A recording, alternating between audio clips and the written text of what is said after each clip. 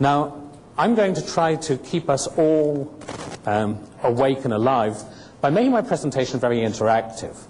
I'm going to put on the screen things called station breaks. And whenever you see a station break, I'm going to invite you to turn to one or two people next to you, in front of you, behind you, and discuss the topic that's on the screen. And then I'll talk more about it myself. Because I don't know how you learn. I can't learn by listening anymore. Maybe I'm just getting old or something. But for me, I learn by arguing the thing myself, talking about it, thinking about it. And that's what I'm going to invite you to do. So there will be a number of station breaks. And in fact, we should practice one right now. Here's the first one. And if you had looked at this question just a few years ago, you could very easily have said, oh shit, this is going to be a really long morning. Because could you possibly imagine a dumber question than what's the purpose of a sales force? But that's not such a dumb question anymore. I run a session for CEOs of public companies who are interested in sales and marketing issues.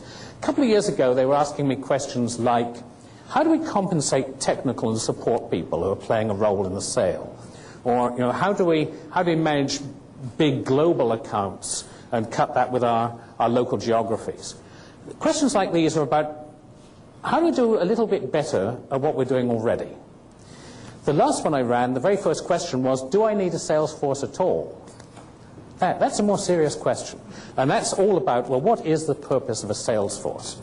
So I'm just going to invite you to talk to some people around you about just that topic. What is the purpose of a sales force? And then I'll discuss it with you. So let's try a station break.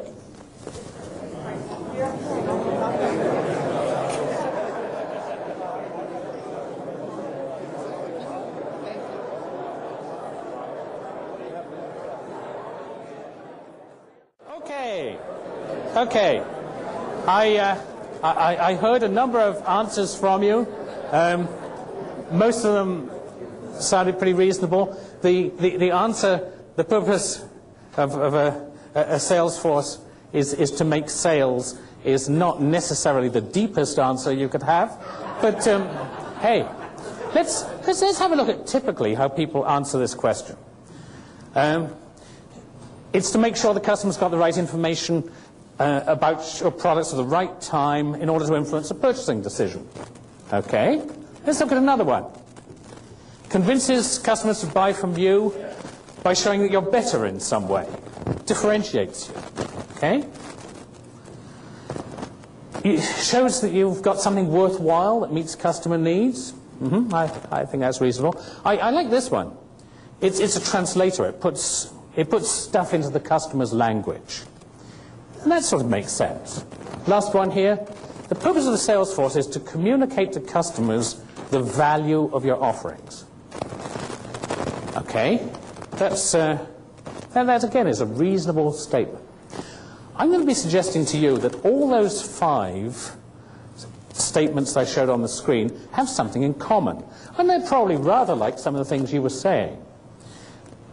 Every one of those 5 is about the idea that the role of the sales force is to communicate value, to show the customers that we have this mousetrap and this mousetrap is better. I'm also going to be suggesting to you that's yesterday's purpose of a sales force. If all that you do is you communicate to customers how great your products and services are, you're probably not going to cut it. In fact, my co-author and I did a lot of research into the probable future numbers of people in business-to-business sales. Today, there's about 19 million people employed in the United States in business-to-business selling.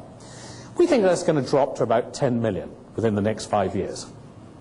And the reason why it's going to drop to 10 million is an awful lot of people will never get away from the idea that selling is about communicating to customers that you have a great product or service. Selling is actually much more than that, and will be more than that in the future, and I want to talk about it. Because what you're talking about here is how do we add more than the mousetrap already has? What is it that we do when we sell that adds something that the customer values, which will tip the sale in our favor. Where if we can do it, and a competitor can't do it as well as us, even if they could copy our products and services, we would be the ones who get the business. And that's really worth thinking about. In fact, it's so important that one of the things I'll do is when I'm working with an organization to try and help move sales forward, and one of the first things I'll do is I'll make sure that in everyone's mind is the question, before I go out on a major call, is the customer going to write me a check for the call I'm just about to make?